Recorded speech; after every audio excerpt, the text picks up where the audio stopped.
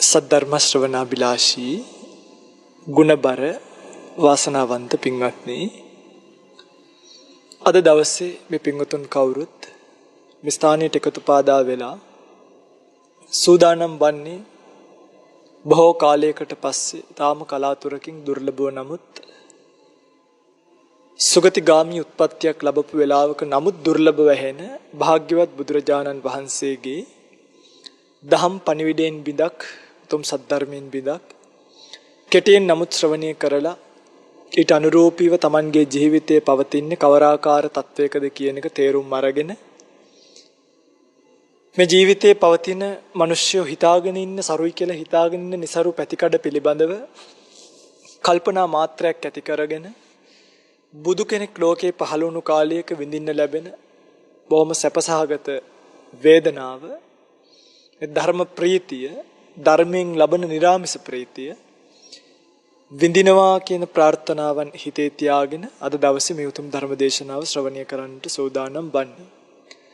අද දවසේ මේ උතුම් ධර්ම දේශනාව ඔබට විතරක් නෙමෙයි ලක්වැසි ලෝවැසි බොහෝ දෙනෙකුට ශ්‍රවණය කිරීමට අවකාශය සලසා දෙමින් කටයුතු කරන බව සිහිපත් කරලා තියෙන ශ්‍රීමති මහත්මිය ප්‍රධාන පවුලේ සියලු දෙනාම තමන්ගේ මියගිය ඥාතීන් සිහිපත් කරගෙන ඔවුන්ට පුණ්‍යානුමෝදනා කිරීමට බලාපොරොත්තු වෙන අද දවසේ මේ ධර්ම දේශනාව සිද්ධ කරන බව සිහිපත් කරලා තියෙනවා.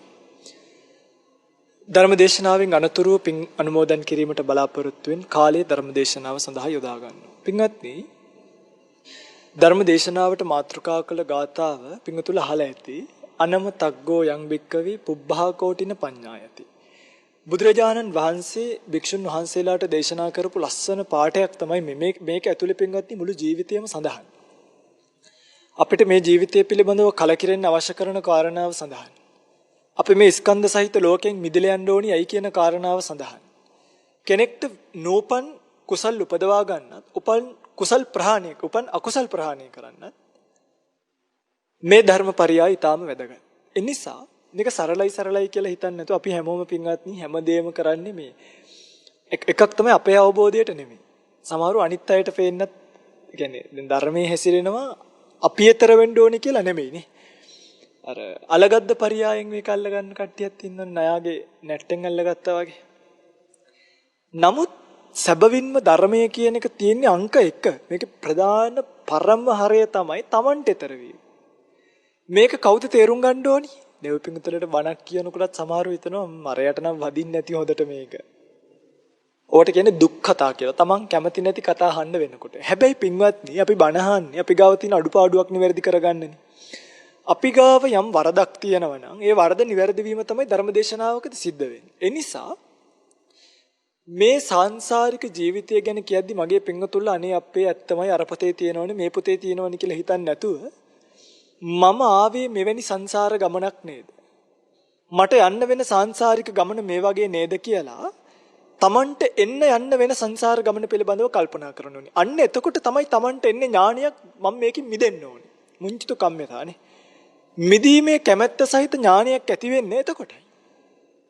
ඒක මට ওই පිංගුතුලට කවන්න පුළුවන් එකක්ද? මිදෙන්න කියලා? බෑ. පුළුවන් නම් මේ වෙනකොට ওই පිංගුතුලා මිදිලා. මට ওই පිංගුතුලට කියන්න පුළුවන් එකක්ද නිතර දැන් අපි කියනවානේ භාවනා කරන්න, අරක කරන්න, මේව කරන්න. දැන් අපි කියන නිසාද ඔබ භාවනා කළ යුත්තේ? ඔබ විසින්ම හිතලා කළ යුතුයිද? මේ ඔබ විසින්ම හිතලා කරන තත්වයකට මිනිස්සු එන්නේ නැත්තේ අපි දැන් භාවනා වැඩසටහන් කරනවානේ හරිද? කරනකොට පොඩි ළමයි වගේ වතුර එක බොන්නත් කියන්න ඕනේ. දැන් පින්වත්නි සක්මන් කරන වෙලාව දැන් සක්මන් කරන්න. දැන් ගිහිල්ලා භාවනා කරන්න. එහෙම නෙමෙයි. දෙයනේ Tamanට උමනාවක් තියෙනවා නම් හම්බෙන එක විවේකයේ තප්පරේදී හරි නේද? ගිහිල්ලා පැත්තකට ගිහිල්ලා ඉඳ ගන්නවා විනා සක්මනට ගිහිල්ලා සක්මන් භාවනාවක් කරනවා විනා තේරුමක් තියනවද කාලය කාදමලා. ඒතකොට Tamanට මේ පිළිබඳව අවබෝධයක් එන්න ඕනේ. අන්නේ අවබෝධය නැතිකම නිසාම මිනිස්සු Tamanගේ මේ හිර වෙලා ඉන්න ජීවිත රාමුවෙන් මිදෙන්නේ. බුදුරජාණන් වහන්සේ ලෝකයට පහළ වෙලා පින්වත්නි අපේ සාංශාරික ගමන ගැන අපිට නොකියන්න මං ඊයේ ගියා කනත්තක් ගාවට. ගිහිල්ලා බලනකොට මේ සොහොනේ වැඩට හිටිය මුරකාර මහත්මයා මට බයිපාස් එකක් කරලා මෙයා මට කියනවා ස්වාමීනි මම මේ මරණයට ගිහිල්ලා ආවේ. ගිහිල්ලා ආයිත් ඇවිල්ලා. සෝහනෙම වැඩ කරන්නේ. ගිහිල්ලා ආවා. ආයිතින් කොයි වෙලේ යන්න වෙයිද දන්නේ. දැන් ඔය පින්වතුන්ට හිතෙන්න පුළුවන් මේක එහෙන ඥානයක් කියලා. නෑ. මේක මෝඩකම. මරණයට ගිහිල්ලා ආවා ආයිත් යන්න වෙයි කියලා දැනගැනීමක නුවණ නෙමෙයි. ඒක සංවේග විය යුතු කාරණාවක්. ඒක අපි බය වෙන්න ඕනි කාරණාවක්. ඒක දැන් ඉතින් ප්‍රශ්නයක් නෑ. මම මැරෙන්න ලෑස්ති. සමහර මේ උපාසකම්මලගෙන් ඇහුවාම කියනවා තාත්තලගෙන් දැන් මැරෙන්න ලෑස්තිද? ඔව් ඔව් අපි මැරෙන්න ලෑස්ති. ඒක වීරකමක් වගේ. තේරෙනවද මං කියන්නේ ඔය පින්තුලෙන් කවුරු හරි ඇහුවොත් මේ දැන් කොහොමද මැරෙන්න ලෑස්තිද? ඔව් ඔව් අපි ඔක්කොම අතහැරලා තියෙන. අපිට දැන් මැරෙන්න පුළුවන්. ඒක වීරකමක් නෙමෙයි. මේක අඥානකමමයි. බාලකමමයි, මෝඩකමමයි, අනුවණකමමයි. ආර්ය ධම්මේ යකේ අකෝවිදෝ. ආර්ය ධර්මයේ දන්නේ නැතිකම, හික්මිලා නැතිකම, දක්ෂ නැතිකම. ඇයි? මැරෙනවා කියන එක පින්වත්නි සුළු දෙයක්. කෝච් එකට පැන්නත් මිනිහෙක්ට මැරෙන්න පුළුවන්. වතුරකට පැන්නත් මැරෙන්න පුළුවන්. බෙල්ල වැල දාගත්තත් මැරෙන්න පුළුවන්. ඒක මහ වීරකමක් නෙමෙයි.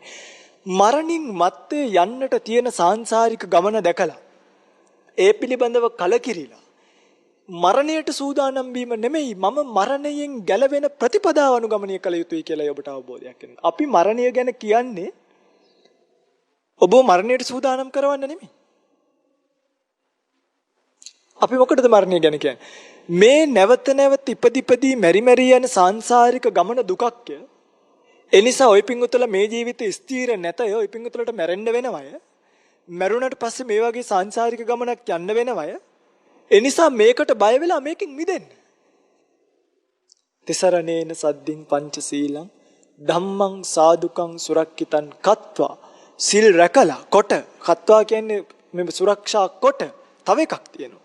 අප්‍රමාදේන සම්පාදේ තබ්බා. අප්‍රමාදීව සම්පාදනය කරගන්න. તો මැරෙනවා කියලා දැනගෙන නිකන් ඉඳලා හරියන්නේ? හරියයිද? දැන් මැරෙන්න ලෑස්ති කියලා අතෝස්සලා මැරුණාම ප්‍රශ්න ඉවරයිද? ආයිත් මුලින්ම මොන්ඩිසෝරි යන්න වෙනවා. ඉපදුණු. ආයි ප්‍රශ්න දැන් මේ භාගයක් ජීවිතේ මුණ දීලා ඉවරයි ප්‍රශ්න. ඉපදෙනවා කියන්නේ ආයිත් මොකක් වෙනවද? ආයි මේක මුල ඉඳන් මේ ජීවිතේ කට්ට කන්න වෙනවනේ නේ. ඒක මහ දුකක්. එනිසා මේ සාංශාරික ගමන දැනගෙන දෙයියනේ මැරෙන එක නෙමෙයි. එහෙනම් පිටින් අවබෝධයටපත් වෙන උතුමන් වහන්සේලා ඔක්කොම මිය දෙන්න එපේ. වෙල්ල කපාගෙන. එහෙනම් මේ මහාන වෙච්ච අපි ඔය පෙඟුතුල වගේ දෙනේ දල්ලි කොටි වලස්සු සර්පයෝ ඉන්න කැලෑවල් වල ඉන්නේ සමහරක් වෙලාවට. අපි කොච්චර පරිස්සම් වෙනවද? රැට ටෝච් එකක් ගහගෙන අලියෙක් ඉඳීද සර්පෙක් ඉඳීද කියලා යන්නේ. ඒ මැරෙනවා කියලා නොදැන නෙමෙයි. නමුත් මරණීය ප්‍රශ්නයක් තියෙනවද නැද්ද? තියෙනවනේ නේ. සාංශාරික ගමනේ තමන් මරණය කියන එකට මූණ දෙන්න කලින් මේ දුක කෙලවර කරගෙන හිටියේ නැත්නම් ආයි සසර උපදින්න වෙනවා. අන්නේ උපදින සාංශාරික ගමන පිළිබඳව බුදුරජාණන් වහන්සේ පටිච්චන්නං වා විවරය වහලා තිබ්බ එකක් ඇරලා පෙන්වනවා වගේ අපිට දේශනා කළා. ඒ පිළිබඳවයි අද දවසේ ඔබට කියලා දෙන්නේ. පින්වත්නි සංසාරි කියනවා. මොකක්ද මේ සංසාරේ? මොකක්ද සංසාරය කියන්නේ? මේක පරමාර්ථයෙන් අභිධර්මයෙන් කිව්වොත් කන්දානංච පටිපාටි ධාතු ආයතනානිච අබ්බෝචින්නං වත්තමානා සංසාරෝති පෞච්චති. ස්කන්ධ ධාතු ආයතනවල, ඒ කියන්නේ මේ රූප ස්කන්ධ, වේදනා ස්කන්ධ, සංඥා තේරෙනවද? සංකාර විඥාන කියන මේ ස්කන්ධවල නොසිඳී පැවැත්ම. අබ්බෝචින්නං වත්තමානා. අබ්බෝචින්නං කියන්නේ සිදු අතරක් නැතුව නොසිඳී පැවැත්ම. වත්තමානා පැවැත්ම. මේකට කියනවා සංසාරෝති පෞච්චති. පැහැදිලිද? ඒ කියන්නේ සත්වයාගේ ස්කන්ධ දැන් ওই පිටුතරට මේ පාර ස්කන්ධ පහක් ලැබිලානේ. මේ ස්කන්ධ ටික මරණින් මත් ඉවරයිද? ඉවර නෑනේ. එහෙමනොත් උච්ඡේද දෘෂ්ටියට යනවනේ. විභව තණ්හා. මරණින් මත් කෙලවරනේ. කෙලවර නැති නිසාම ආයිච්චරයක් ගිහිල්ලා උපදින්න සුදුසු විඥානයක් සංස්කාර අවිද්‍යාවෙන් රැස් කිරීම තුළ නැවත වාරයක් විඥානයක් හට ගන්නවද නැද්ද? විඥානයක් හට ගන්නවා. විඥානයේ හටගද්දී විඥානයට අනුරූපී නාම රූප ධර්මතා. විඥානීය කියන්නේ සිත් පරම්පරාව, නාම කියලා කියන්නේ චෛතසික පරම්පරාව, රූප කියලා කියන්නේ රූප පරම්පරාව. ඔය පින්වතුන්ලා මේ ජීවිතේ සුනකෙක් වෙන්න වැඩ කරලා ඊළඟ පාර බල්ලෙක් වුණොත් ආයිමින් නැට්ටක් ලැබේවා කියලා අමුතුවෙන් ප්‍රාර්ථනා කරන්න ඕනේ. විඥානයට අනුරූපීව රූප ධර්මතා ඒවත් ගාන්ට සකස් වෙලා යනවා පින්වතුනි. කර්මය තමයි ඉතින් හරි පොදුමයි. හැබැයි මෙහෙමයි කරන අකුසලයේ උසමහත අනුව නැට්ටෙක් කොට දිග භාවයක් බූල් ඇති නැති භාවයක් එන්න පුළුවන්. හැබැයි නැට්ටක් ලැබෙනවා. මෙන්න මේ නොසිඳී සංස්කාර ස්කන්ධවල පැවැත්ම මේකට කියනවා සංසාරය කියලා. එහෙනම් පින්වත්නි අපි මේ ජීවිතේ මේ පළවෙනි ජීවිතේද අපිට ලැබිච්ච. අපි මේ කොහෙන්වත් අලුතෙන් පහළ වෙච්ච සත්වයෝ නෙමෙයි. සංසාරිකව ගෙවාගෙන ඉන්න රූප වේදනා සංඥා සංකාර. එතකොට මේකේ කෙලවර කොයිද? පුබ්බා කෝටි න පඤ්ඤායති. పూర్ව කෙලවරක් පණවන්න බෑ නෙමෙයි. පැන වෙන්නේ නැහැ. පින්වත්නි හැම දෙයකම මුලක් තියෙන්න ඕනි කියලා එකක් නැහැ. අහසේ මුලක් තියනවාද? ඒක ලෝකේ සාපේක්ෂයක්. ඒ කියන්නේ හැම දෙයකම පටන් ගැනීමක් අවසානයක් තියෙන්න ඕනි කියන එක ලෝකේ සාපේක්ෂ ධර්මතාවයක්. එහෙම ඒක හැම දෙයකම මේ යොදවන්න බෑ. දැන් අහසේ මුලක් නැහැනේ. අගක් තියෙනවාද? අගක් මුලක් නැති දේවල් ලෝකේ තියෙනවා. සංසාරයත් අගක් මුලක් නැති එකක්. මේකේ ආරම්භයක් නැහැ. මේක තමයි ලෝකේ ස්වභාවය. ස්වභාව ධර්මය. සත්‍ය කියලා කියන්නේ ස්කන්ධ කියලා කියන්නේ ස්වභාව ධර්ම එක පැතිකඩ. මේක ප්‍රශ්නයක් තියෙනවා වේදනා මිශ්‍රිත දුක් වේදනාව ලැබෙන නිසා ඒ දුක් වේදනාව ස්කන්ධ වලට දැනෙද්දී ඒක දරා ගන්න ටිකක් අමාරුයි. හරිනේ. එහෙනම් මේ අපේ පළවෙනි ජීවිතේ නෙමෙයි අපි ගිය ජීවිතෙත් ඉඳලා කොයි හරි ඒ ස්කන්ධ ටික චුතිය වෙනකොට නෙමෙයිද මේ ස්කන්ධ වලට අවිල්ලා තියෙන්නේ. ඇවිත්. එතකොට දැන් මේ ස්කන්ධ පහ අවුරුදු කීයක් පෝෂණය කරනවද? 50ක් 60ක් උපරිම 70යි නේ. 100ක් නම් කොහොමත් නැහැ. දැන් ඉතින් ඔය පිංගුතුල නම් සෑහෙන්න පෝෂණය කරලා නේ. 40යි නේද? දැන් මොකද වෙලා තියෙන්නේ? දැන් ටික ටික මොකද වෙන්නේ? ස්කන්ධ දැන් පොසිටිව් පැත්තටද යන්නේ නෙගටිව් පැත්තටද? නෙගටිව් නේ. දැන් ඇස් පේන්නේ නැති වෙලා, කන් ඇද වෙලා, වැරහැලි වගේ වෙලා, කොණ්ඩ සුදු වෙලා, රැවුල් සුදු වෙලා, කැත වෙලා, කකුල් දිහා බලන්න කැතෝවට දැන් මොනවා ගෑවත් ඕක කැතයි. අර කොරළ මාළුන්ගේ කොරළි වගේ කැතයි. දැන් මූණවල කැතයි. ඒකනේ ඇත්ත. ඒක තමයි ඇත්ත.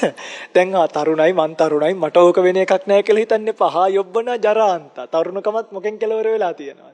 මහානක මේ වයසක කමින් කෙලවර වෙලා තියෙනවා. ඒ නිසා අපි මේකට උදම් වෙන්න දෙයක්. පෙද අවුරුදු 30ක් විතර යනකන් තමයි මේක චුට්ටක් හොඳ පැත්තට grow up. ඒ කියන්නේ හොඳ පැත්තට යන්නේ. 30න් පස්සේ ආයි වේගයෙන් දිරනවා අපි. ඇට මිදුළු ඇට කටු දනිස් වැලමිටි ඔක්කොම ගෙවෙන පැත්තට යන්නේ. ඉතින් මේ ජීවිතේ කෙලවර ඕක. එහෙනම් ටිකින් ටික ස්කන්ධවල ඇතිවීමටද යන්නේ පැවතීමටද යන්නේ නැතිවීමටද යන්නේ ඇති දැන් එකක් එහෙනම් මේ මෙතන අපිට කල්පනා කරන්න පොඩි පොයින්ට් එකක් තියෙනවා නැතිවීමට යන ස්කන්ධ පෝෂණය කිරීමෙන් වැඩක් තියෙනවද තියෙනවා නම් කරන්න ආදරෙන් රැක්කට පුංචි කාලේ නම් උගන්නලා මේකට සැලකුවට මේකට කන්න බොන්න දුන්නට දවසට වේල් 3 4 හවස 5 ලොකු ආයතන වලින් ගෙනල්ලා මේ ශාරීරික අවසානයේදී අපිට දෙන්නේ දිරච්ච බිඳිච්ච කැඩිච්ච ලෙඩ වෙච්ච මැරිච්ච දේවල් ටිකක් නම් මට නම් මේකේ සරුභාවයක් පේන්නේ නැහැ. ඔබට පේනවා ඇති අඥානකම නිසා තමයි. පේනවා නම් පෝෂණය කරන්න. පේන්නේ නැත්තම් ඕනවට වඩා ඔට්ටු වෙන්න එපා. ඔයා මට අවසානයේදී දෙන්නේ මේ වගේ එකක් නේ. ඒ නිසා ඔයාට ඕනේව මං දෙන්නේ නැහැ. මට ඕනේව අරගෙන ජීවත් වෙන්න. දැන් ජීවත් වෙන්නේ කන්න නෙමෙයි. දැන් ඔය පිටුතුල මොකද කරන්නේ? ජීවත් වෙන්නේ කන්නනේ. මේක අනිත් පැත්ත හැරෙනවා. කන්නේ ජීවත් වෙන්න. අන්න. වෙනස්නේ.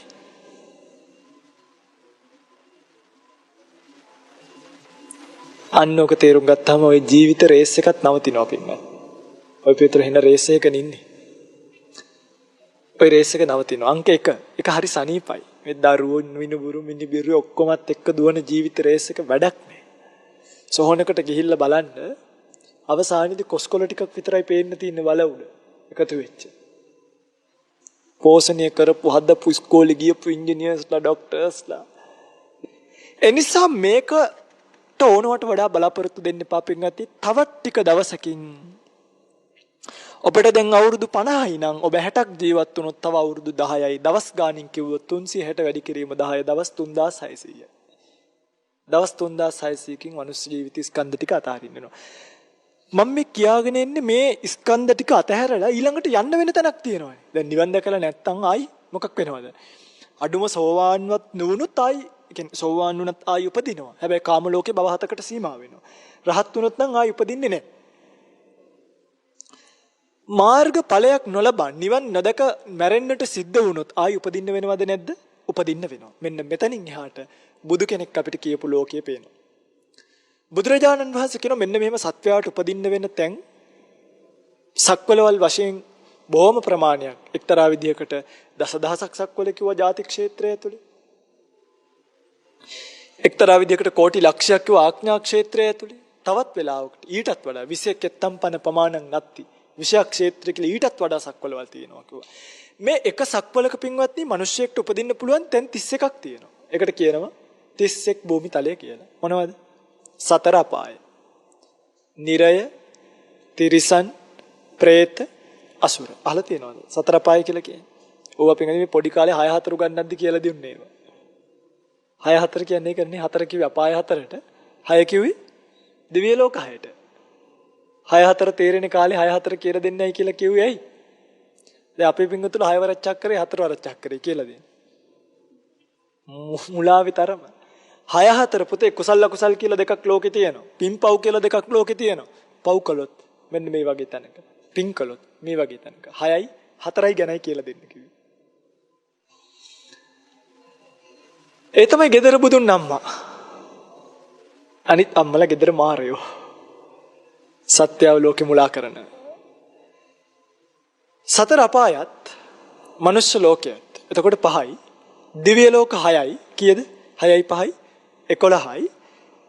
රූපාවචර බ්‍රහ්ම ලෝක 16යි. අරූපාවචර බ්‍රහ්ම ලෝක 4යි. 11යි 20යි 31යි. පැහැදිලිනේ? බ්‍රහ්ම ලෝක ඔක්කොම 20යි. දිව්‍ය ලෝක 6යි 26යි. සතර අපායයි 30යි. මනුෂ්‍ය ලෝකයයි 31යි. හරි ලස්සනයි මේකනේ. මේකට කියනවා 31 භූමි තලය කියලා. එක සක්වලක්. මේ 31 භූමි තලයටම පින්වත්නි එක ඉරයි එක හඳයි පායන්නේ. ඉතින් අපේ මේ ජීවිතෙන් පස්සේ ඊළඟට ස්කන්ධ ඇති වෙනකොට ඔය තැන් වලින් එකක ඇති වෙන්න පුළුවන්. ඔබ ධානයක් ලබාගෙන ඉන්නවා නම් ඊළඟ පාර ඔබේ ස්කන්ධ ටික ගිහිලා බ්‍රහ්ම ලෝක 20න් එකක උපදිනවා. රූපාවචර ධානයක් නම් රූපාවචර 16. හැබැයි අනාගාමින් වහන්සේලා උපදින අවිහ අතප්ප සුදස්ස සුදස්සි අකනිටා කියන බ්‍රහ්ම ලෝක 5 හැර ඔය 5 විතරයි අපි ඉපදිලා නැත්තේ. අනිත් හැම එකම අපි ඉපදිලා තියෙනවා. මොකද ඒකේ උපදින්නේ කාමරාග පටික දක්වාම ඕරම් භාගී සංයෝජන ධර්ම ප්‍රහීන කරපු අය විතරයි. උතුමන් විතරයි.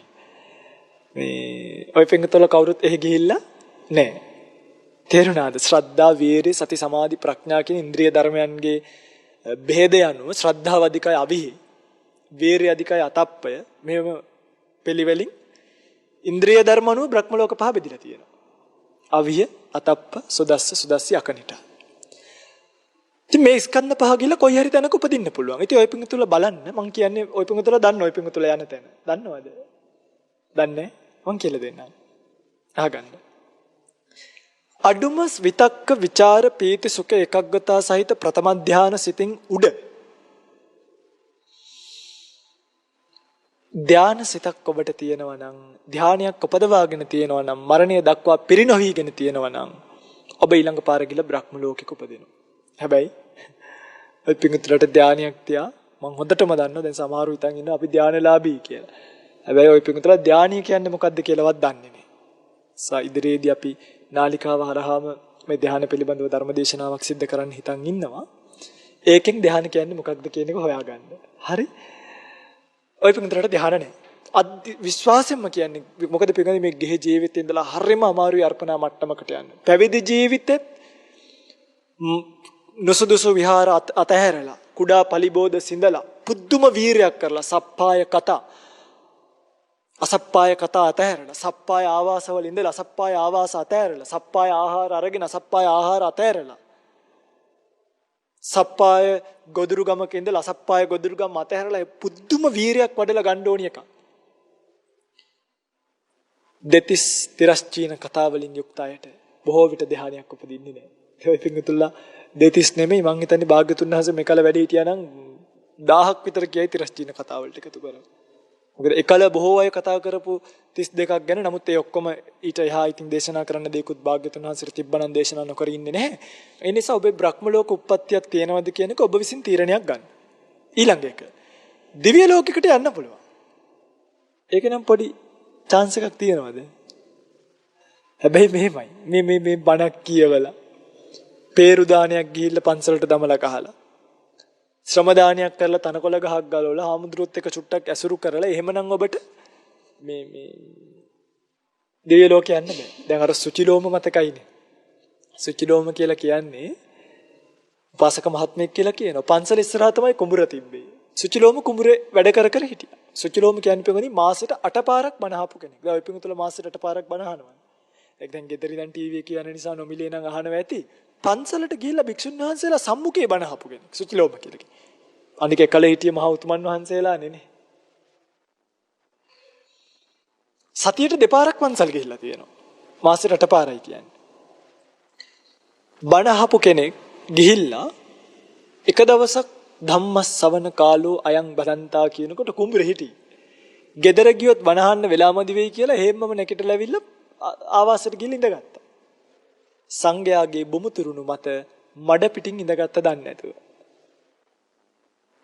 ඉඳගත්ත නිසා සුචිලෝම කියලා යක්ෂෙක් වෙලා ඉපදුනා කියලා සිහිපත් කරනවා. සුචි ඉන්දිකටු. ලෝම කියන්නේ ලොම්.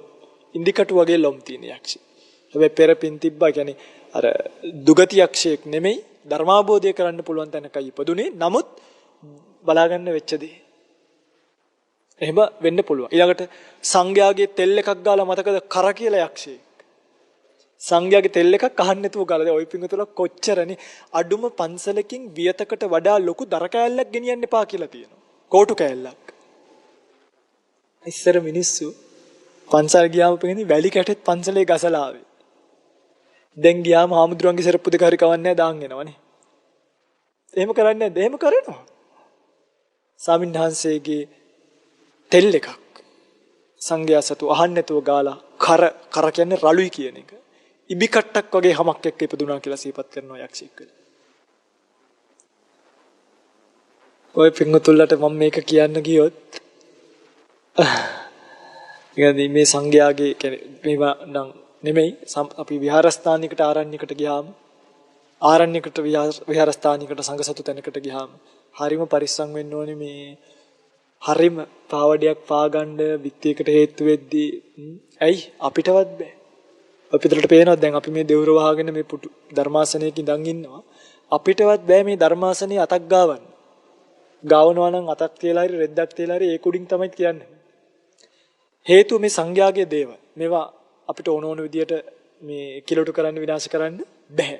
දැන් අද අපේ දායක පින්වතුන්ට ඕවා තියෙනවා ඒ වගේ සංයමයක්. එහෙම නෑනේ ආඳුරන්ට බැන පන්සලේ තියෙන ඵලයක් හරි කඩාගත්තා.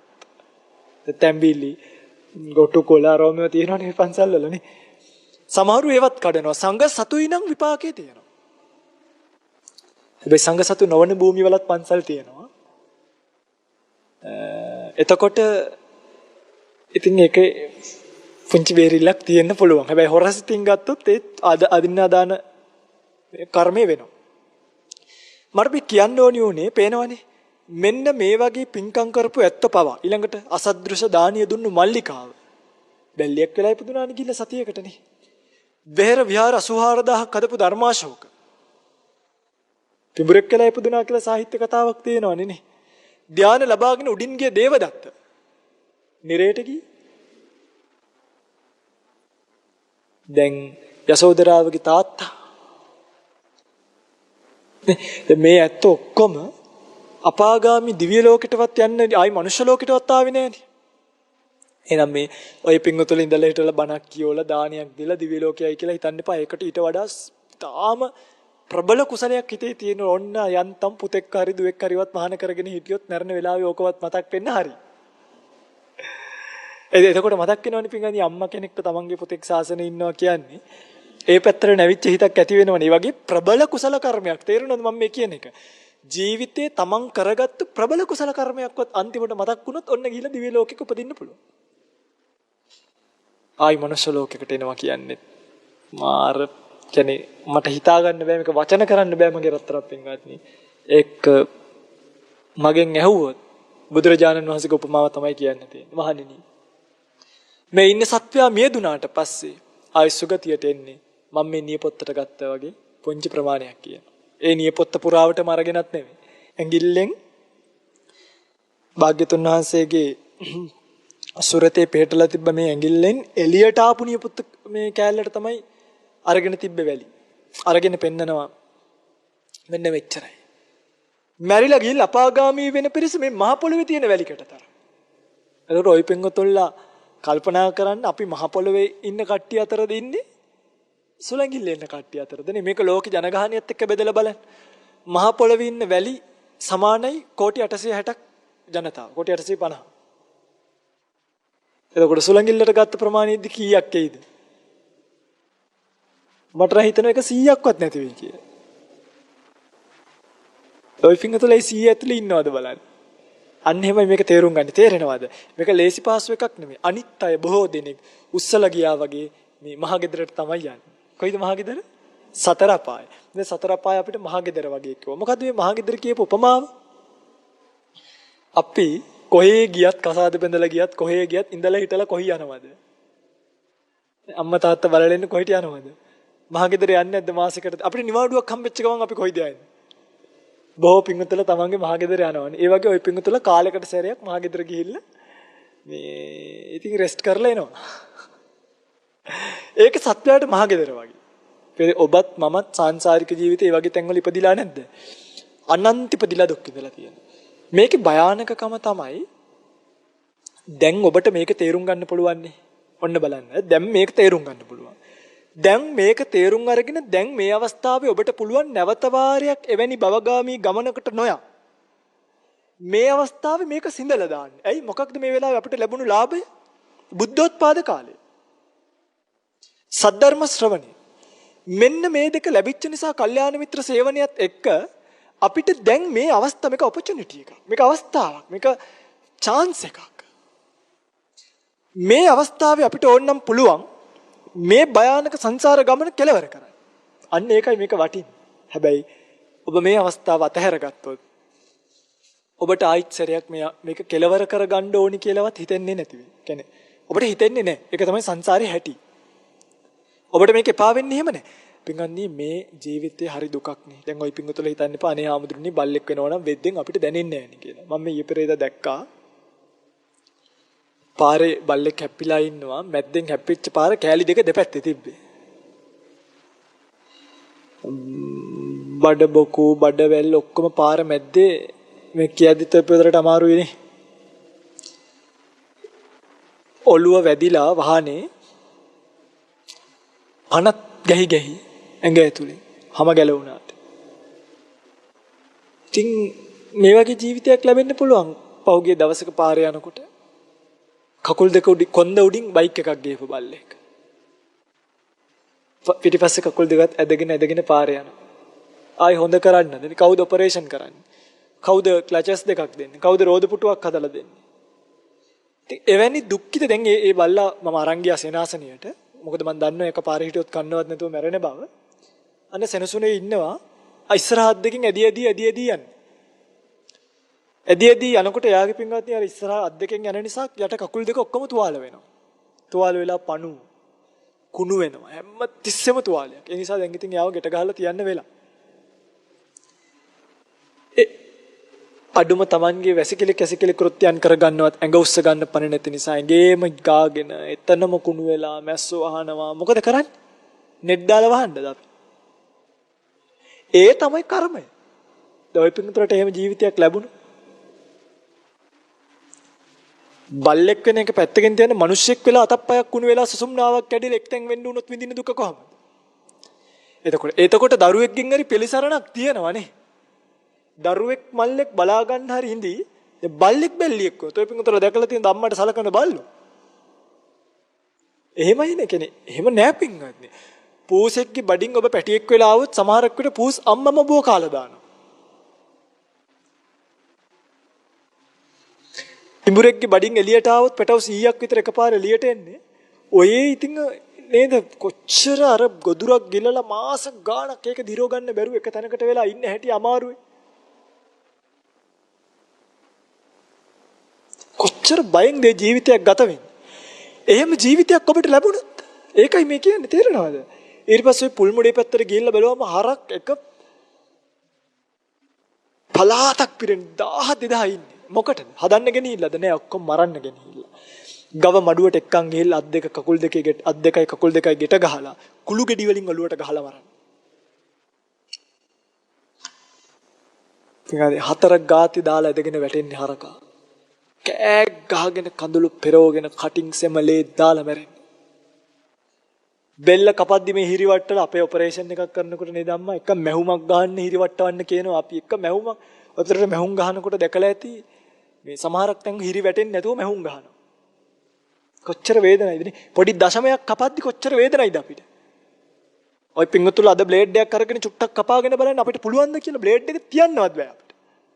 රේසරයකින් ඔළුව හිස කැපුණොත් මූණ කැපුණොත් රවුල කපද්දි අපිට කොච්චර රිදෙනවද? හරකා ඌ හිරිවට්ටලද කපන්නේ. බෙල්ල මෙහෙම එක තැනකට තියලා එක පැත්තන් අතර අර මන්න වලින් මෙහෙම කපනකොට ඒක කොච්චර වේදනාවක් කියලා හිතෙනවද? ඉතින්වත් මේ පුදුම වේදනාවක්. කුකුළු මෙහෙම දංගෙ තියලා මන්නෙන් එකපාර ගැව්වහම බෙල්ල අනිත් පැත්තට ගැලවෙන. කඳට පන තියෙන විඥානයේ යම් ක්‍රියාකාරීත්වයක් නිසා. මොනවා හරි රූප කලාපවල වැඩ කිරීමක් නිසා කඳ විතරක් පියාඹගෙන යනවා දැකලා තියෙනවද? එහෙම තියෙනවා. ඔය හයිවේ වල යද්දි මොනරු අදිනවා සමහරක් වෙලාවට වාහන වලට කෑලි කුඩු වෙලා යන. මේ වගේ ජීවිතයක් ඔබට ලැබුණොත් දැන් අතීතේ අපි ඉඳලා නැද්ද ඔහම තැන් වල? තියෙනවා බුදුරජාණන් වහන්සේ කියනවා මහණෙනි හරක් කුකුළු එළුව වෙලා බෙල්ල කපනකොට ගලාගෙන ගිය ලේ ටික අප එකතු කරා නම් සතර මහා සාගරයට වඩා වැඩි. එහෙනම් අනවරාග්‍ර සංසාරයක් ඒ දුක විඳලාද නැද්ද අපි ඇවිල්ලා තියෙන්නේ? විඳලා මේ ලැබිච්ච එකයි කිව්වේ මේක ඔපචුනිටි මේක අවස්ථාවක්. දැන් මේ දුක දැකලා මේකෙන් එතර වෙන්න. දැනුත් ලෝකයේ තුල මුලා වෙලා මේ දරුවන්වත් ඔබත් ඔක්කොම එකතු වෙලා ආයිත් අර භයානක සංසාර ගමනට නම් වැටෙන්න හදන්නේ. එළුව වෙලා මීහරක් වෙලා බල්ල වෙලා පිඹුර වෙලා සර්පය වෙලා ගැරන්ඩි වෙලා ගැරන්ඩියෙක්ගේ ඇඟට භූමිතල ටිකක් ගවම කොච්චර අමාරුද? ඒ වගේ තැනකට නම් ඔබ යන්න හදන්නේ. මේ බුද්ධෝත්පාද කාලේ ඔබට වැඩක් නැහැ. දැන් මේ මිනිස්සු මැරිලා. කොයිද දැන්? නිකන් මේවට නිකන් පොළොවේ වැල්ලෙන්න දෙන්න එපා. දැන් මේ මිනිස්සු කොයිද? ඒ සංසාරයට වැටිලාද නැද්ද? දැන් ඔබට පුළුවන් ද පිට වෙන්න? සමහරක් විට ඔබ එනකොට පාරේ දකින්න ඉන්න බල්ල පූස මේ මිනිස්සු වෙන්නත් පුළුවන්. ඒක තමයි ඇත්ත. ඔබේ ගෙදරට ගේන කුකුලා, ඔබේ ගෙදරට ගේන හරකා, ඔබේ ගෙදරට ගේන ඌරා මේ මිනිස්සු වෙන්න පුළුවන්. අපිට දැන් පේන්නේ අපේ අතින් අපේ දරුවා ආයිත් සංසාරේ මැරෙනවද නැද්ද? මැරෙනවා. ඔබ මට අම්ම නොවිලා නැහැ මේ සංසාරේ. මං ඔබට අම්ම නොවිලත් නැහැ මේ සංසාරේ. ඔබ මට තාත්තා නොවිලා නැහැ මේ සංසාරේ. ඔය නමින් ඔය විදිහටම ඔය තැනම උප්පත්තිය ලැබලා ඇති ඔබ සංසාරේ අනවරාග්‍රයි. බුදුවරු ගංගානම් ගඟේ වැලිකට ප්‍රමාණයට පහළ වුණා කිව්වනම් කොච්චර දීර්ඝ සංසාරයක්ද මේ අපි එන්නේ. එතකොට අපි ඔක්කොම මේ සසරේ මේ අතරමං වෙච්ච සත්‍යය. ආයිත් මේ දරුවන් වයි ඔබයි ඔක්කොම එකතු වෙලා ගිහලා ඔය භයානක සංසාරයට නම් වැටෙන්නේ කො බුද්ධෝත්පාද කාලේ ප්‍රයෝජන. ඇයි මේ බුද්ධ ශාසනය ඔබ ලැබුවේ? අපි මේ මහාන වෙලා ඔබට මේ කියන්නේ මොකක්ද? ඇයි මේ දන් දෙන්නේ? ඇයි මේ සිල් රකින්නේ? ඇයි මේ භාවනා කරන්නේ? පින්වත්නි මේ අවස්ථාව මේකෙන් ඈතර වෙන්න. නැති වුණොත් ආයිත් සර මම මේ එකයි කිව්වේ තිරසන් ලෝකෙ විතරයි. ඒකත් ඔබට දැනෙන දේවල්. නොදැනෙන දේවල්. ගොළු බෙල්ල වෙලා කටු කැඩුනහම දැකලා නැහැ. හැකරල්ල වෙලා මදුරුව වෙලා දැන් මදුරුවෙක් මරනකොට නේද මගේ පිංගනේ ඕක තලනවනේ අන්තිම කොනට කොනේ ඇත්ත. දැන් මම දැක්කා ඊයේ පෙරේදා අර මැස්සෝ මැරෙන බල්බ්. මදුරුව මැරෙන ඒවට අහුවෙලා ඇම්බරිලා කුඩු වෙලා යන බල්බ්. අර බැඩ්මින්ටන් එකක් තියාගෙන පාරේ මිනිස්සු ඉන්නවා. ඒකේ මේ කරන්ට් එක තියෙනවා. ඒකට ගැව්වහම මදුරුව මම වීඩියෝ එකක දැක්කා චටස් ගාලා මේ ඔය වගේ දෙයක් අපිට පුංකින්වත් මේ කරන්ට් ස්විච් එකට ඇඟිල්ල ගහන්න පුළුවන්. 225ක් වැදුනාම ඇඟපත පණ නැති වෙනවා. නේ අලි ඒගොල්ලන්ට අර කරන්ට් වයර් දාලා ඒවට වැදුනාම අලියා පස්සට විසික් වෙනවා. අලි වෙඩි දාලා හෙල්ලෙන් ඇනලා ඉතින් මන් දන්නේ මේව කොහොම කියන්නද කියලා. පුදුම බයක්, පුදුම දුකක්, නාන්න කණ්ඩවත් බැරි දුකක් කුරුල්ලෙක් වුණත් ඔබට විඳින්න වෙනවා. ඉතින් මේ සංසාරික ගමන මේ තිරිසන් ලෝකෙ විතරයි. പ്രേත ලෝකෙ. പ്രേත ලෝකයට ගියොත් කන්න බොන්න ටිකක් ලැබෙන්නේ නැතුව දුක් විඳින්න වෙනවා කියලා සිහිපත් කරනවා. වතුර ටිකක් බොන්නයි කියලා ගඟට පාත් වෙනකොට ගඟ හිඳිලා යනවා කර්මයට. බොහෝ කාලයක් දැන් ওই පිඟුතුලට තිබාවහම ඒකේ දරා ගන්න පුළුවන් සීමාවක් තියෙනවනේ. ඒ සීමාව දරා ගන්නම බැරි වුණු තත්වයක් එනවනේ. ওই පිඟුතුල හිතන්න අන්න ඒ තත්වෙන් කල්ප ගානක් ජීවත් වෙන්න වුණොත්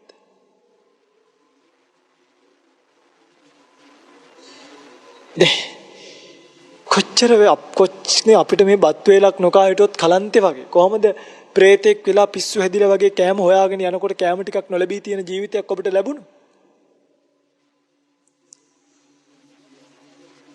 තිරිසන් ලෝකෙට ගියාම මේ අපායට ගියාම ඒ ගැන කොහොමද කියන්නේ නේ? පුදුම දුකක් විඳින්නේ අතරක් නැතුව. දැන් තිරිසන් ලෝකෙක නම් ඒ දුක්වල අතරක් තියෙනවනේ. බල්ලෙක් ඔළුව අත ගාද්දි හරි ඌට සනීපයි. අපාය කවුද ඔළුව අත ගන්නේ? අතරක් නැතුව දුක් අවීචි කියලා කියන්නේ. ඒ නිසා හිම සංසාර ගමනකට යන්න වෙයි. ඔබ මොකද කරන්න ඕනේ දැන් මේ ජීවිතේ? මම මරණාධාර සමිතියේ සභාපතිය, මම දායක සභාවේ ලේකම්ය. ඒ නිසා මට සුගතියක් දෙන්නේ කියලා මරණ වෙලාවේ මාර්යා මරණාධාර සමිතියේ සභාපතිකම් ලේකම්කම් බලන්නේ නැහැ. යාදිසං වපතේ බීජං තාදිසං හරතේ පලං. ඔබ වපුරන්නේ මොනවද? ඔබට අස්වැන්න විදියට ලැබෙන්නේ ඒවා. ඒ නිසා මගේ පින්වත්නි, ওই පින්වතුන්ලා මතක තියාගන්න මේ යන්න තියෙන භයානක සංසාර ගමනින් මේ වෙලාවේ ඈතර වෙන්න පුළුවන්.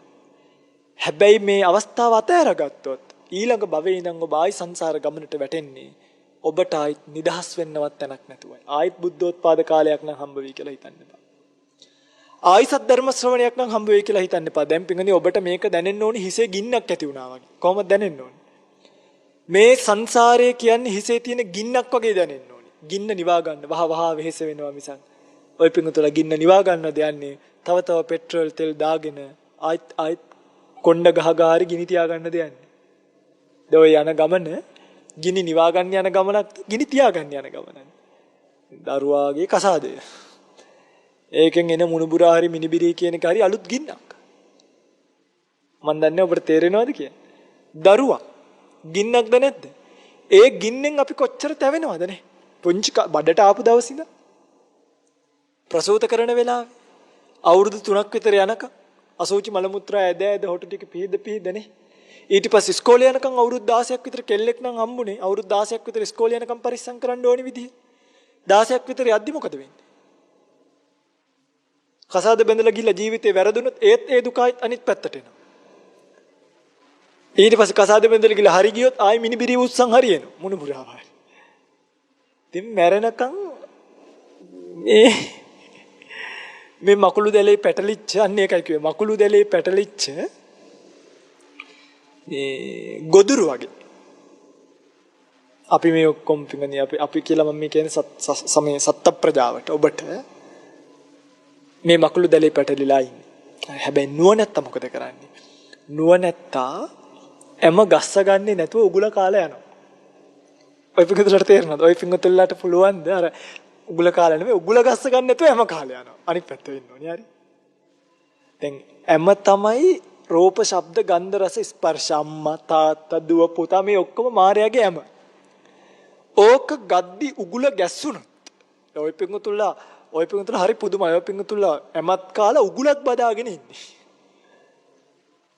හැබැයි නුවණැත්තා රූප, ශබ්ද, ගන්ධ, රස, ස්පර්ශ කියන හැම දැකලා උගුල දැකලා මේක කෑවොත් මට මෙන්න මේ පාර වදිනවා කියලා දැනගෙන උගුල ගස්ස ගන්නේ නැතුව ඕන්නම් හැමත් කාලේ යන්නත් පුළුවන්.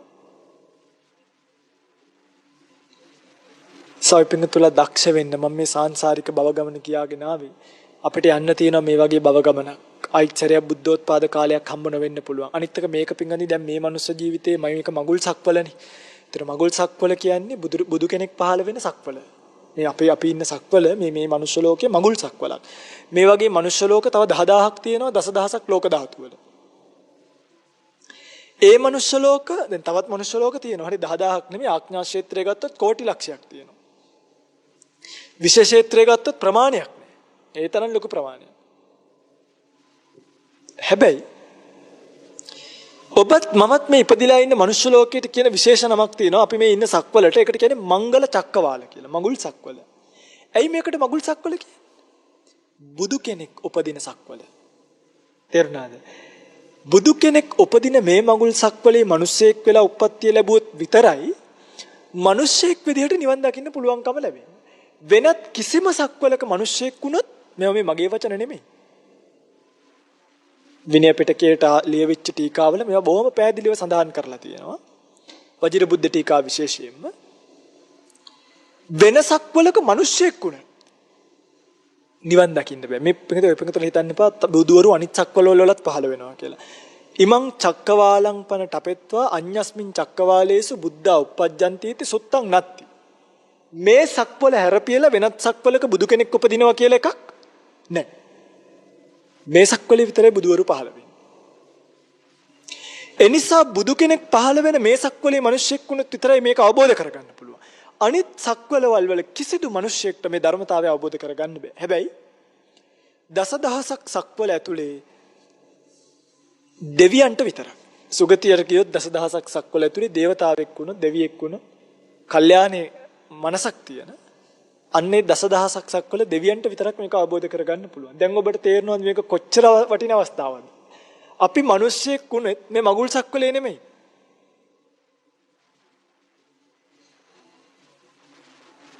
පැහැදිලිද මම මේ කියන්නේ? මේ වෙලාවේ අපි මේ බණ කියද්දි වෙන සක්වලක බුදුවරු ඉන්නවා කියලා හිතන්න එපා. ඒක වැරදි කතාවක්, මිත්‍යා මතවාදයක්. බුදු කෙනෙක් පහළ වෙන්නේ මේ භූමියේ විතරමයි. කියන්නේ ලංකාවේ නෙමෙයි, වර්තමානයේ නේපාලයේ නමින් හඳුන්වන ඉන්දියාව කියලා හඳුන්වන ඒ ප්‍රදේශය. එතන තමයි අවිජහිත භූමි තියෙන්නේ. කිසිම බුදුවරයෙක් අත්නහරිය වෙනත් සක්වල වල බුදු කෙනෙක් පහළ වෙන්නේ. දැන් ඔබට තේරෙනවද මේකේ තව වටිනාකමක්? අපි මේ කොච්චර දුර්ලභ ගණේ පිනක්ද කරලා තියෙන්නේ නේ. ඉතින් හැබැයි ඔබට මේ මනුස්ස ජීවිතේ අහුවෙලා ඔබ යන්නේ වෙනත් පැත්තකට. තේරුණාද මම මේ කියන එක? ඔබ මේ මනුස්ස ජීවිතෙන් ඵල අරගෙනද නැත්තම් තාමත් ජීවිත රේස් එක දුවනවද නැද්ද? දැන් මම මේක කිව්වයි කියලා අද ඉඳන් ඔබ මේකෙන් ඵල නෙලා ගනීද? ආයි ගෙදර ගිහිල්ලා දැන් අනේ මෙහෙම සංසාරයක් තියෙනවනේ පුතේ අපි ඔක්කොම එකතු වෙලා මලක් පහනක් තියලා හඳුන් කුරප්පත් කුලෝ ඉගෙන ගන්නවා ඔක්කොම බොරු වැඩය. මේ ගෙවල් දොරවල් හදනවා බොරු වැඩය. ලෝන් දාලා ණය වෙන්න ඕනේ නැහැ. තව ටික කාලෙයි තියෙන ධර්මයේ හැසිරෙමු එන්න කියලා එහෙම කරයිද? මොකද කියන්නේ? සුසුමුත් හෙලනවා ඒවා කියද්දි අප්පා. ඒ කියන්නේ එහෙනම් මේ බණ අහනක ඔබට තේරුමක් තියෙනවද? මේ බණ මියගිය අයටත් පින් අනුමෝදන් කරලා ඇතිනේ මේකේ. මේවා මේ මියගිය අයට පින් විතරයි දෙන්න පුළුවන්. මියගිය අයට මේ ධර්ම අවබෝධය කරන්න ලැබෙන අවස්ථාව හරි අඩුයි. ඒකත් මේ බණ මැරිච්ච අයට නෙමෙයි ඇත්තට. මේ බණ ජීවත් වෙලා ඉන්න ඔබටයි. මරුණට පස්සේ යන්න පුළුවන් එකක් නෙමෙයි නිවන. ජීවත් වෙලා ඉද්දි යන්න පුළුවන්. මරුණට පස්සේ යන්න වෙන්නේ සංසාර ගමනක් විතරයි. ඒ නිසා දැන් ඇත්තම කතාව ඉතින් බලන්නකොනේ ඔය පෙන්ගොතල එහෙම ලොකුවට වෙනසක් වෙන්නේ නැති නිසා ඉතින් එක්තරා විදියකට අපිට හිතලා තියෙනවා මේ බණ කියන එකේ වැඩක් නැද්ද කියලා. ඒ ඔය පිටතල මේකෙන් ගැලවෙන්නේ නැහැ නේ.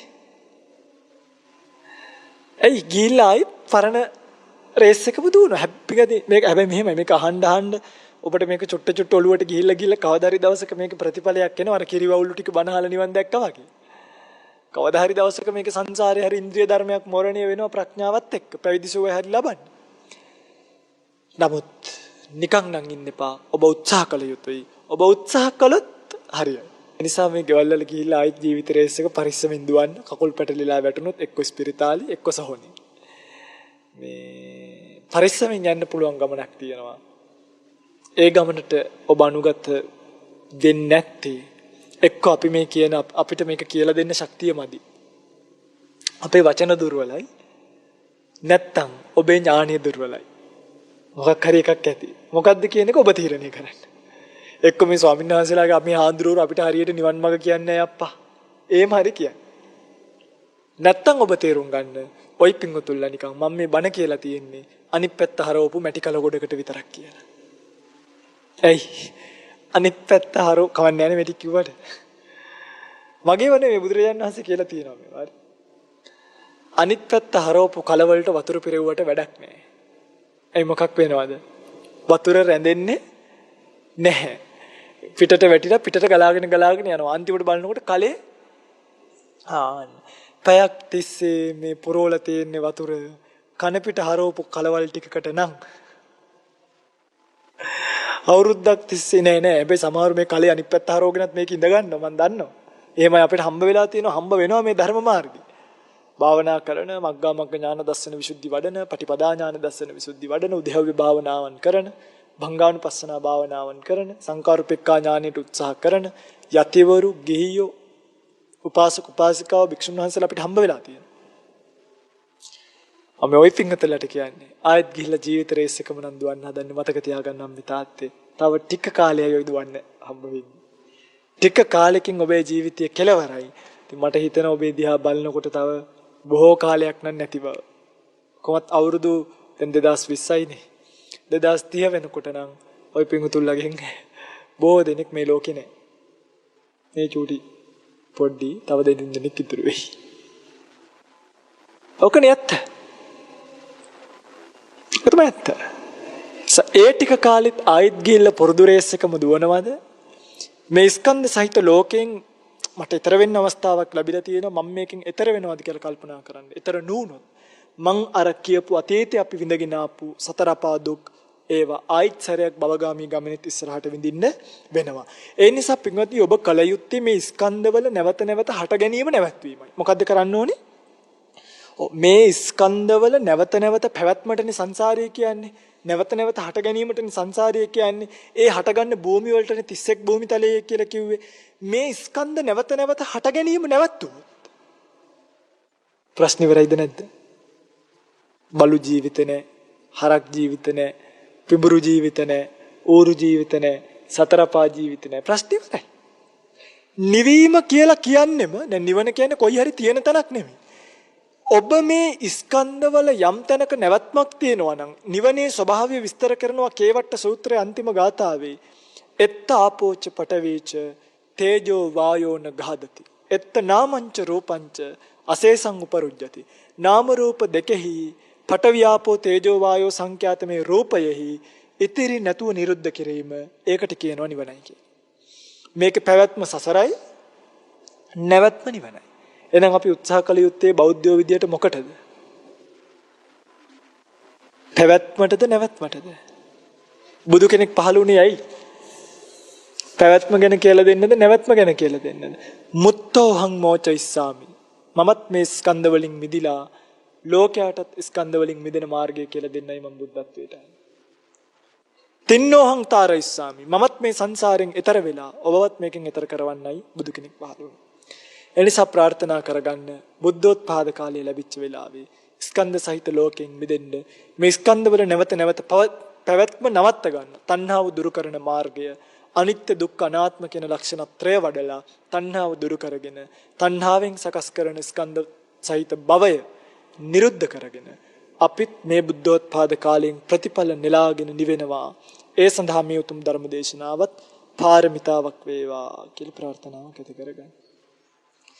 අද දවසේ මේ උතුම් ධර්ම දේශනාව විශේෂයෙන්ම සිහිපත් කරලා තියෙනවා සිද්ධ කරන්නට යෙදුනේ අභාව ප්‍රාප්ත මොරටුව විශ්වවිද්‍යාලයේ ගෘහ නිර්මාණ ශිල්පී ජ්‍යෙෂ්ඨ කතිකාචාර්ය හිටපු අංශාධිපති ගෘහ නිර්මාණ ශිල්පීන්ගේ සංගමයේ හිටපු සභාපති ගෘහ නිර්මාණ ශිල්පී විදුර ශ්‍රී නම්මුනි මැතිතුමා වියෝවට පත් වී සැප්තැම්බර් 14 වෙනිදාට වසර 3ක් ගත වීම නිමිති කොටගෙන නම් සිහිපත් කළ විදුර ශ්‍රී නම්මුනි විතරක් නෙමෙයි මහත්මයා විතරක් නෙමෙයි ඔබේ නමින් වර්ග પરම්පරාගතව මිය පරලොව යන්නට යෙදුණු සියලුම ඥාති හිත මිත්‍රාදීන්ට 30 වසරක කුරුරු යුද්ධයෙන් රට දය වෙනුවෙන් දීපදු සියලුම රණවිරුවන්ට ශාසනීය වෙනුවෙන් දීපදු සියලුම සංඝ පීත්‍රුන් වහන්සේලාට ජාතිය වෙනුවෙන් දීපදු සියලුම ජාතික වීරයන්ට මේ පිං බලාගෙන යම් මියගිය සත්වයක් ඉන්නවා නම් සාංශාරික ජීවිතයේ ළඟින් ඉඳලා ඒ හැම දිනෙකටමත් මේ මහත්මයාටත් මේ කරගත්තු ධර්ම දානමය කුසලයේ ධර්ම ශ්‍රවණමය කුසලයේ ධර්ම දේශනාමය කුසලයේ ධර්ම ශ්‍රවණියෙන් රැස් වුණා වූ ඥානය තම තමන්ගේ අතින් කරගත් කුසල්සේ අනුමෝදන් වේවා. සංසාර ජීවිතයේ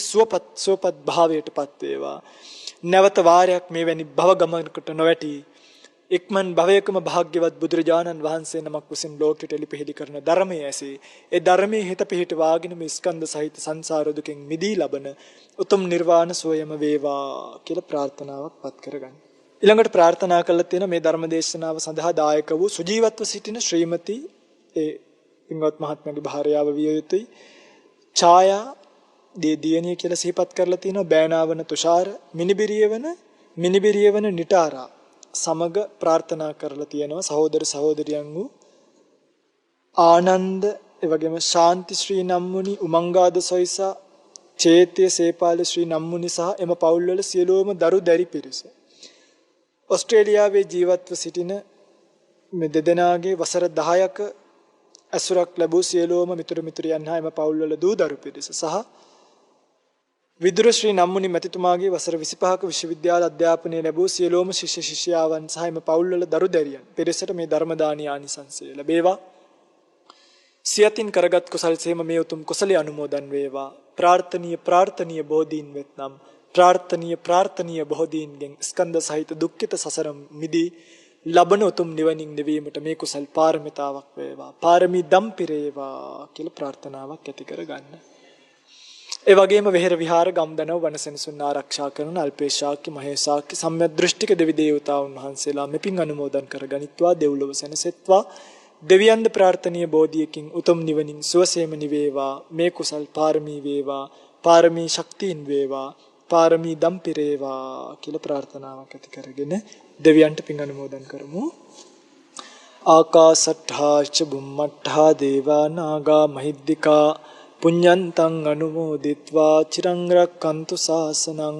ආකාසට්ඨා ච බුම්මට්ඨා දේවා නාග මහිද්దికා පුඤ්ඤන්තං අනුමෝදිත්වා චිරං රක්칸තු දේශනං. ආකාසට්ඨා ච බුම්මට්ඨා දේවා නාග මහිද්దికා පුඤ්ඤන්තං අනුමෝදිත්වා චිරං රක්칸තු මං පරන්ති.